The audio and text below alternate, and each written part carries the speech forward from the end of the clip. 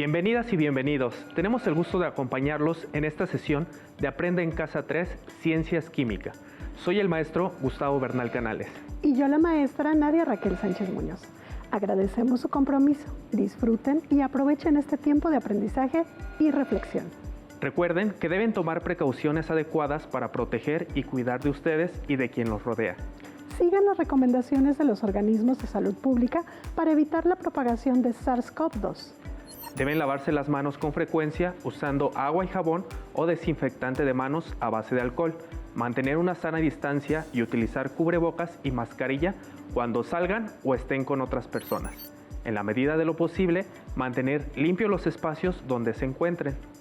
Queremos compartirles una frase de Lise Meitner, científica austriaca que investigó la radiactividad y formó parte del equipo que descubrió la fisión nuclear.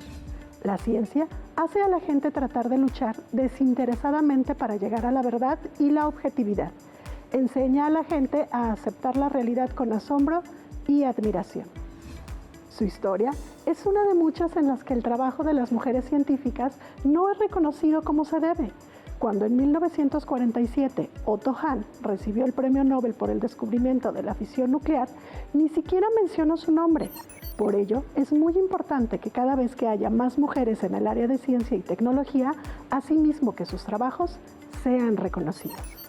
El propósito de esta sesión es explicar las propiedades de los ácidos y las bases de acuerdo con el modelo de Arrhenius. Para ello, debemos explicar las propiedades de ácidos y bases de acuerdo con el modelo de Arrhenius y enfatizar el nivel macroscópico, microscópico y el nivel simbólico. Señalar la formación de iones, considerar la validez del modelo de ácidos y bases en disoluciones acuosas y, por último, presentar los alcances y limitaciones de la teoría de Arrhenius. Para esta sesión necesitarán su bitácora científica o cuaderno de ciencias química, libro de texto de Ciencias 3, lápiz, colores y bolígrafo. Al final de la sesión, generen un organizador gráfico con los conceptos clave del tema. Compañeros docentes, les recomiendo las siguientes páginas para trabajar este fascinante tema. Cuando escuchan la palabra lluvia, ¿qué viene a su mente? Y si agregamos la palabra ácida, quizá los pensamientos o imágenes ahora nos hablan de contaminación atmosférica y tienen razón. La lluvia ácida se produce cuando algunas emisiones de contaminantes entran en contacto con la humedad de la atmósfera, por lo tanto, es una consecuencia de la contaminación atmosférica. Se estima que la lluvia tiene un pH alrededor de 5.6, es decir, es ligeramente ácida. Esto se debe a la presencia de CO2 en la atmósfera, que al reaccionar con el agua forma ácido carbónico. Si el pH es menor a 5.6, se considera ácida y es producto de la presencia de óxidos de nitrógeno y de azufre, que reaccionan con el agua de la atmósfera, produciendo ácido sulfúrico y nítrico. Estos óxidos de nitrógeno y azufre se producen en las emisiones volcánicas o por contaminación industrial. Sabemos que en sesiones anteriores identificaron a los ácidos y a las bases por medio de indicadores, así como sus propiedades, y aprendieron acerca del pH y la neutralización. En esta sesión hablaremos de Span Arrhenius. A finales del siglo XIX, propuso un modelo que explicaba por qué las sustancias ácidas y básicas conducían la corriente eléctrica cuando se disolvían. Propuso que al disolverse, estas sustancias se disociaban en iones. Muchos de los científicos de la época no estaban de acuerdo con este modelo, pero como Oswald, Van Hoff y Boltzmann lo apoyaron. Después de 20 años de su propuesta, recibió el Premio Nobel. ¿Nos acompañan a ver la siguiente cápsula? Para explicar sus observaciones experimentales, Arrhenius postuló la teoría de la disociación electrolítica, que consiste en suponer que algunas sustancias en disolución se separan en iones, y que es justamente la carga de los iones y su movimiento en la disolución lo que permite el flujo de corriente eléctrica de un polo a otro. A estas sustancias se les llama electrolitos. Cuando estas sustancias se disocian parcialmente, se les llama electrolitos débiles. Si se disocian totalmente, se les llama electrolitos fuertes. Por el contrario, si una sustancia no se separa en iones, se considera no electrolito y la disolución no conduce la corriente eléctrica.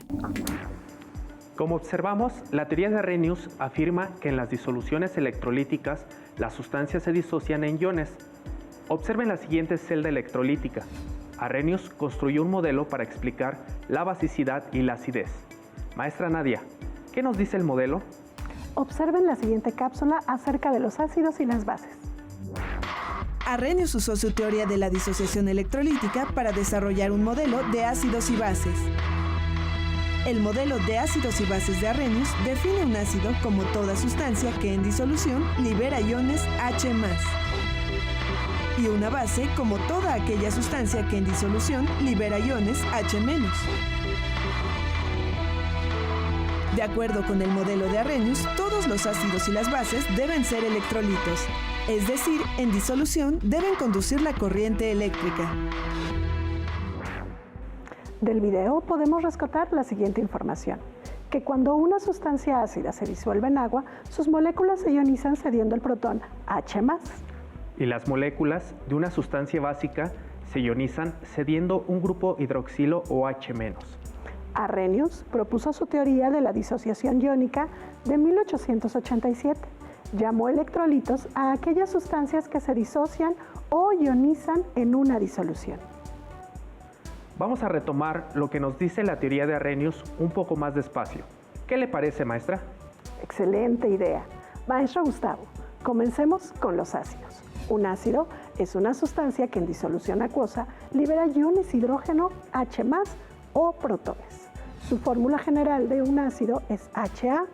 Cuando un ácido se disuelve en agua, produce los iones hidrógeno H+, y iones con carga negativa A-. Por ejemplo, el ácido bromídrico se disocia en iones hidrógeno que tienen carga positiva y en iones bromuro que tienen carga negativa. En realidad, cuando un ácido se disocia en agua, los iones hidrógeno no se encuentran libres en disolución. Los iones hidrógenos cargados positivamente se unen a las moléculas de agua para formar iones hidróneo H3O+, es decir, el ion hidrógeno se une a una molécula de agua y forma el ion hidróneo más. De manera precisa se debería escribir ácido bromídrico al disociarse en agua en estado líquido. Produce ion hidróneo acuoso y un ion bromuro acuoso.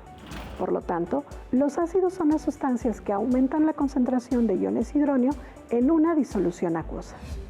Una base es una sustancia que en disolución acuosa se disocia, liberando iones hidroxilo OH-. La ecuación general de las bases dice BOH acuoso produce un ion B con carga positiva y un ion hidroxilo negativo. En este ejemplo, el ion B es el ion metálico litio, con carga positiva, pero no todas las bases son hidróxidos metálicos. Así, se definen las bases como sustancias que aumentan la concentración de OH- en disolución acuosa. Por ejemplo, el hidróxido de litio, que al disolverse en agua produce iones de litio con carga positiva y iones hidroxilo con carga negativa. Como pueden observar, tanto los ácidos como las bases aparecen con el símbolo AC entre paréntesis. Esto hace referencia a que están disueltos en agua, es decir, en una disolución acuosa. Hagamos un reto químico. ¿Cómo representarían los siguientes compuestos según la teoría de Arrhenius? HCl, ácido clorhídrico, y NaOH, hidróxido de sodio. Recuerden que los ácidos, cuando se disocian, liberan iones de hidrógeno, también llamados protones H+, y las bases liberan iones OH- en disolución. Maestra Nadia, pero también existen las reacciones ácido-base o reacciones de neutralización. En este tipo de reacciones generalmente se forma una sal y agua. Por ejemplo, si combinamos una disolución acuosa de ácido fluorhídrico y una de hidróxido de litio, obtendremos una sal y agua. Pero, ¿cómo lo podríamos representar según la teoría de Arrhenius? Maestro Gustavo, ¿qué le parece si pensamos por separado en los ácidos y las bases? Empecemos con el ácido fluorhídrico, que se disocia en iones de fluoruro y en iones... Hidrógeno, maestra. Así es. Eso quiere decir que el ácido aumenta la concentración de iones de hidrógeno en la disolución. Ahora sabemos que las bases aumentan la concentración del ion hidroxilo en disolución. Eso quiere decir que el hidróxido de litio se disocia en iones litio. Y en iones hidroxilo.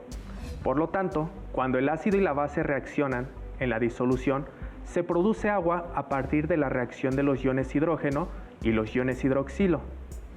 Los otros iones involucrados forman el fluoruro de litio. Recuerden el ion fluoruro del ácido y el ion litio de la base. Por lo tanto, la reacción de neutralización quedaría así.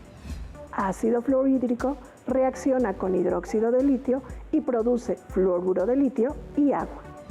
Recuerden que en sesiones anteriores les hablaron del pH. Observemos la siguiente cápsula que nos habla del pH. La escala de pH sirve para identificar qué tan ácida o básica es una sustancia. Lo interesante es que este concepto tiene relación con el del modelo de Arrhenius. pH es la abreviatura de potencial de hidrógeno y está relacionado con la concentración de iones H+ en la disolución. El valor del pH y el de la concentración de iones H+ varían de forma inversa, es decir, a mayor concentración de iones, H+, menor valor de pH y por lo tanto mayor acidez en la disolución. Como pudimos observar en la cápsula, el pH está relacionado con las concentraciones de iones H+ en una disolución. Ustedes ya saben que en nuestro cuerpo hay sustancias ácidas y básicas, pero ¿alguna vez se han preguntado qué reacciones suceden en los organismos de otros animales, por ejemplo, los carroñeros? Vamos a ver la cápsula de la química en la vida cotidiana. ¿Por qué los buitres comen carne podrida y no se enferman? Los buitres tienen un sistema digestivo capaz de matar a ciertas bacterias debido a que presentan una acidez muy fuerte. Sin embargo, los cadáveres liberan algunas toxinas que su estómago no puede destruir. En su garganta tienen un revestimiento que absorbe las toxinas. Maestra Nadia, ¿qué le parece si hacemos un experimento similar a los que hizo Arrhenius para proponer su modelo? Perfecto, maestro Gustavo. Vamos a ponernos nuestras caretas por la sana distancia. Observen el ejemplo de la disociación de hidróxido de sodio en disolución acuosa. Observen la reacción que se produce entre un ácido y una base. Maestra, ¿qué le parece si experimentamos? Sí, ¿qué vamos a necesitar? El material que necesitamos será agua destilada, sal, ácido, hidróxido de sodio, azúcar, un circuito eléctrico. Si van a realizar el experimento en casa, tomen las precauciones necesarias y recuerden que deben estar acompañados de un adulto responsable. Maestro Gustavo, aquí tenemos agua destilada, azúcar en disolución, sal en disolución, una base en disolución y un ácido. Cuéntame qué vamos a hacer. Ahora bien, vamos a preparar aquí nuestro circuito eléctrico de forma sencilla y vamos a agregar en cada una de las sustancias los caimanes para ver qué sustancias conducen la electricidad. Me parece perfecto. De acuerdo con Arrhenius, tenemos que observar que tanto en sustancias ácidas, básicas y en una sal, el foco tiene que prender. Sin embargo, en una disolución como es el azúcar y el agua, que no son buenas conductores de electricidad y no tienen una disociación electrolítica, pues no va a prender el foco. Entonces, ¿qué le parece, maestra, que empecemos a experimentar? Excelente, maestro. ¿Empezamos con el ácido? Empezamos con el ácido. Usted me ayuda con uno de ellos. Y recuerden que no tienen que juntarse. A lo mejor ahí no se va a ver, maestro. Los caimanes. A ver, vamos a ver. Vamos a hacerlo así. ¿Me ayuda un poquito agarrándolo, maestra? Claro que sí, maestro. Y ahí observamos precisamente que debido a la disociación podemos observar cómo es que prende nuestro foco. Y aquí hay burbujitas, maestro, en el ácido, mire. Exactamente. Se están generando burbujas del lado rojo, del caimán rojo. Se están disociando, efectivamente. Vamos a secarlo un poquito. Vamos a secarlo, limpiarlo para que pues podamos observar el poco. siguiente experimento. Es correcto. ¿En la base? Vamos a observarlo en la base, a ver qué pasa. Un poquito. Y como pueden observar, el foco vuelve a prender porque se vuelve a tratar de otra disociación electrolítica de acuerdo con la teoría de Arrhenius. Y también se nota la disociación aquí en el líquido. Es correcto. Así es. Voy a acercar la sal. Las voy a quitar estas de aquí. Le ayudo por acá. Ay, gracias, maestro. Y vamos a experimentar. Vamos a ver qué pasa con la sal. Esperemos que no nos falle, ¿eh? No, este experimento no debe fallar. Es seguro lo que va a suceder. Y como pueden observar, vuelve a prender el foco. Y miren nada más, ahí sí se nota perfecto esta disociación. Muy bien, excelente. Con el azúcar, maestro. Uy, híjole, ahí lo veo bastante complicado porque pues es una sustancia que no se disocia. Entonces, vamos a ver. Y bueno, como pueden observar, aquí no pasa absolutamente nada. Ni burbujitas. Ni burbujitas. Así es. Porque bueno, no se está disociando la sustancia. Y bueno, aquí tenemos el agua destilada para que no contenga sales. Es correcto, tenemos agua desionizada que pues efectivamente tampoco no se produce ninguna corriente eléctrica. ¿Qué les pareció? Interesante. De esta forma, Arrhenius llegó a la conclusión de que las propiedades de las disoluciones acuosas de los ácidos se debían a los iones hidrógeno H+, mientras que las propiedades de bases se debían a los iones hidroxilo OH-. Gracias al modelo de ácidos y bases en disoluciones acuosas, se pudieron interpretar muchas de las propiedades de las disoluciones de los diferentes electrolitos. ¿Alguna vez han escuchado hablar sobre la lepra de las piedras? Este es un fenómeno que sucede en muchas obras arquitectónicas de la antigüedad, que están construidas con piedra caliza y mármol. Estas obras han desaparecido o están en vías de desaparecer. Su principal componente, el carbonato de calcio, es una base que reacciona con el ácido sulfúrico que se encuentra en la lluvia formando sulfatos de calcio, una sal. Esta sal se disuelve en el agua, la arrastra o penetra en la roca donde se acumula. Cuando la piedra se seca, el sulfato de calcio cristaliza y ejerce presión sobre la piedra, provocando que se resquebraje, dejando como resultado el conocido efecto lepra de las piedras. En 1895, Arrhenius presentó una declaración en la que sugería que si se reducía o incrementaba la concentración de un constituyente menor de la atmósfera, el dióxido de carbono en 40%, se podían originar retroacciones que provocasen el avance o el retroceso de los glaciares. Por este motivo, se le puede considerar pionero del posible origen antrópico del cambio climático actual. Hemos aprendido información interesante del modelo de Arrhenius, pero aún no terminamos de revisar los alcances y limitaciones de la teoría, así que vamos a aprender más con ayuda del maestro Gustavo. Maestra Nadia, ¿sabía que varios científicos en el siglo XIX aún no podían definir la función que tenían en el agua los ácidos y las bases? Claro, pero fue en ese momento cuando nuestro científico favorito, Svante Arrhenius, tomó protagonismo. Así es, gracias a Svante Arrhenius se tiene una mejor idea de qué son y cómo funcionan en una disolución los ácidos y las bases. Cabe señalar que para el tiempo en el que se desarrolló esta propuesta fue de suma relevancia, porque de acuerdo con la teoría de Arrhenius, los ácidos son sustancias químicas que contienen hidrógeno y que disueltas en agua producen una concentración de iones positivos de hidrógeno mayor que la existente en el agua pura.